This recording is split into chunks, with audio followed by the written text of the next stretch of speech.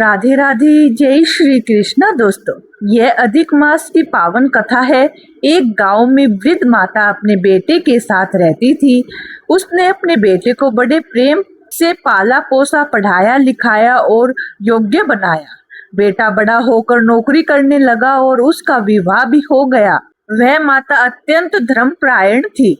प्रतिदिन सुबह जल्दी उठकर स्नान करती, भगवान विष्णु, लक्ष्मी माता, भगवान शिव, माता पार्वती और गणेश जी की पूजा करती, मंदिर जाती, भजन कीर्तन करती, चींटियों को दाना डालती, पक्षियों को बाजरा खिलाती, गाय को रोटी देती और दान पुण्य करती।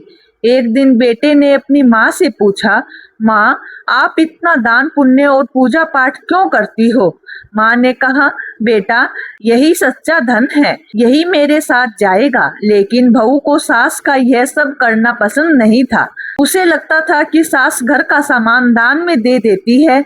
एक दिन बहू ने अपने पति से कहा कि तुम्हारी माँ बहुत खर्च करती है, उन्हें घर से बाहर भेज दो। बेटे ने बहू की बात मान ली और अपनी माँ को जंगल के पास छोड़ आया। माँ दुखी तो हुई, पर उसने भगवान को याद किया और वहीं एक पेड़ के नीचे रहने लगी। उसने मिट्टी और पत्थरों से छोटा सा मंदिर बनाया। भगवान विष्णु, माता लक्ष्मी, शिव जी, माता पार्वती और गणेश जी की मूर्तियां स्थापित की और पहले की तरह पूजा पाठ, भजन कीर्तन और दान पुण्य करती रही। वह चींटियों को दाना देती, पक्षियों को बाजरा खिलाती, गाय और कुत्तों को रोटी देती। भगवान उसकी सच्ची भक्ति से प्रसन्न हुए। धीरे धीरे वहां चमत्कार होने लगे। जहाँ झोपड़ी थी वहां सुंदर मंदिर बन गया। आसपास हरियाली छा गई, जल का स्रोत निकल आया और वह स्थान एक सुंदर नगरी जैसा बन गया। गांव के लोग वहां आने लगे, कथा सुनने लगे और भजन करने लगे। कुछ छोटी बच्चियां रोज वहां आती, दादी से कथा सुनती और प्रसाद पाती। उधर बेटे और बहू के घर से सुख शांति चली गई।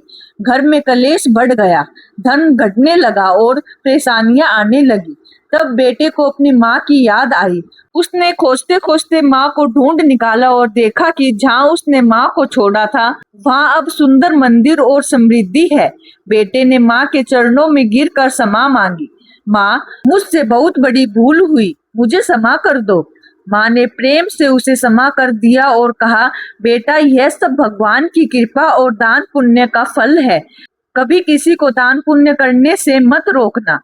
बहू को भी अपनी गलती का एहसास हुआ और उसने भी क्षमा मांगी। इसके बाद पूरा परिवार फिर से साथ रहने लगा और सभी ने मिलकर अधिक मास के व्रत, पूजा, भजन और दान पुण्य करना शुरू कर दिया।